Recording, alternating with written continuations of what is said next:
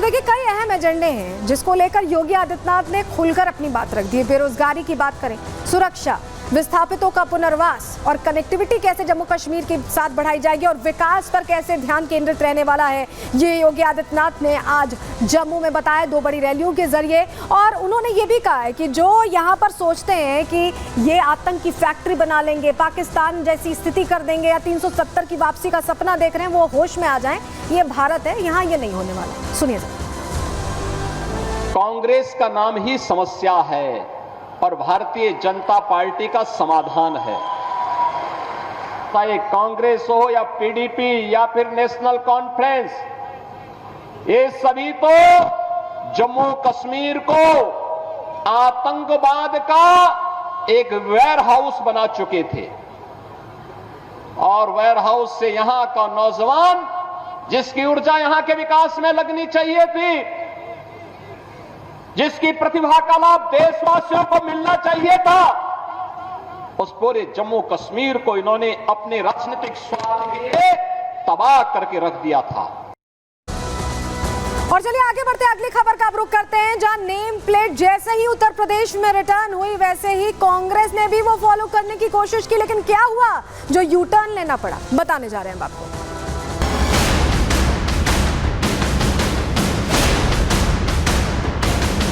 जिस तरीके से उत्तर प्रदेश में रेडी फड़ी वाले हैं, उनके लिए ये मैंडेटरी किया गया है, तो हमने भी इसको यहाँ पर पूरी मजबूती से लागू करने का निर्णय किया है।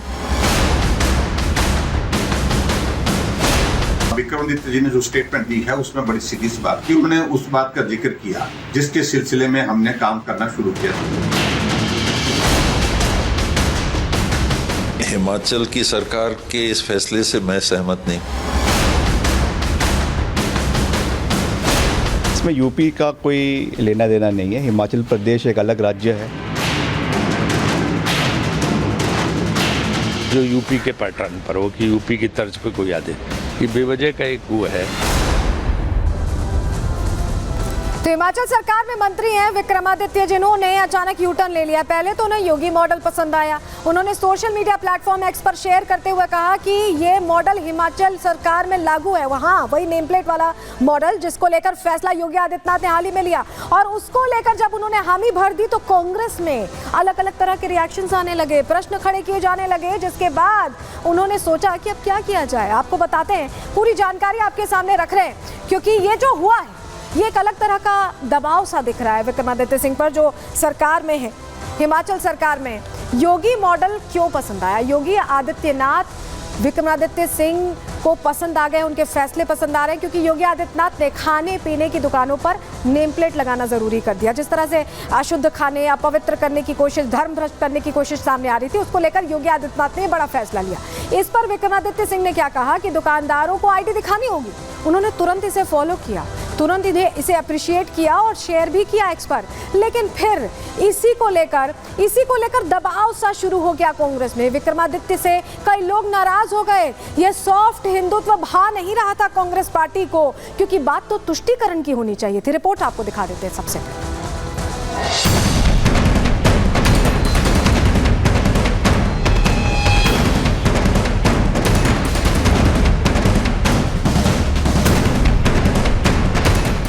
के महीने में मुजफ्फरनगर से लेकर हरिद्वार तक दुकानदारों को पहचान बताने का प्रशासनिक आदेश जारी किया गया था, जिसे विपक्षी दलों ने धार्मिक मुद्दा बना दिया।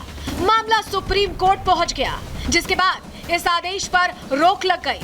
लेकिन खाने पीने की चीजों में हो रही मिलावट के मुद्दे पर योगी सरकार सख्त है। खाने पीने की चीजों में मिलावट ना हो, इसके लिए गाइडलाइन जारी की गई। दुकानदारों को पहचान बताने के आदेश दिए गए। साथ ही होटल में काम करने वालों की वेरिफिकेशन को भी अनिवार्य कर दिया गया। योगी का ये मॉडल अब हिमाचल सरकार को भी पसंद आ गया है। हिमाचल सरकार के मंत्री विक्रमादित्य सिंह ने 25 सितंबर की सुबह उत्तर प्रदेश की तर्ज पर हिमाचल में वेंडिंग के नियम लागू करने की बात कही, लेकिन शाम होते होते उन्होंने अपने बयान से योगी मॉडल को अलग करके इसे हिमाचल सरकार का फैसला करार दिया। जिस तरीके से उत्तर प्रदेश में भी, वहाँ पर भी जो रेडी फड़ी वाले हैं, खास करके उनके लिए ये मैंडेटरी किया गया है कि वहाँ पर जो है आपको अपना उसमें नाम और आईडी लगाना होगा। तो हमने भी इसको यहाँ पर पूरी मजबूती से लागू करने का निर्णय किया है। इसमें यूपी का कोई लेना देना नहीं है। हिमाचल प्रदेश एक अलग राज्य है, एक अलग प्रांत है, and we have to follow the rules. मगर निश्चित तौर से क्योंकि चुनी हुई सरकार है, इसलिए प्रदेश के लोगों के हितों की रक्षा करना और प्रदेश में सुरक्षा को बनाए रखना ये सरकार का दायित्व बनता है। विक्रमादित्य की ये बयान बता रहे हैं कि उन पर आलाकमान का दबाव है, तभी तो सुबह तक उत्तर प्रदेश की वकालत कर रहे विक्रमादित्य को शाम को ही यू टर्न लेना पड़ा। आलाकमान का नाराज होना जायज भी है, क्योंकि सावन के महीने में कांग्रेस के दिग्गज नेताओं ने एक सुर में नेम प्लेट मुद्दे का विरोध किया था, और अब जब हिमाचल में इस नियम को लागू करने की बारी आई तो पूरा कांग्रेसी कुनबा विक्रमादित्य के फैसले को पचा नहीं पा रहा है। हिमाचल की सरकार के इस फैसले से मैं सहमत नहीं। अल्पसंख्यकों के दुकानों के सामने शटर के ऊपर क्रॉस लगा रहे हैं कि इनका हमको बहिष्कार करना है, ये निंदनीय है। और हिमाचल की सरकार ऐसा कर रही है तो वो सरकार में रहने लायक है कि नहीं, उस पर प्रश्न लगेगा। हिमाचल विधानसभा के अध्यक्ष ने एक कमेटी बनाई है, उस कमेटी में सब दलों के लोग लिए और कैसे रेडी वाले पटरी वालों को कैसे बैठाया जाए, कैसे उनको जो है सुरक्षित स्थान दिया जाए, कैसे वो नियमित हों, इसके लिए लाइसेंस दिए जाएंगे। इतनी सी बात है, उसको यूपी से तुलना करने कोई मतलब ही नहीं। सूत्रों की माने तो कांग्रेस का एक बड़ा धड़ा हिमाचल सरकार के इस फैसले से खासा नाराज है। बताया भी जा रहा है कि कांग्रेस के अल्पसंख्यक नेता जल्द ही आलाकमान के सामने अपना शिकायती पक्ष रखेंगे।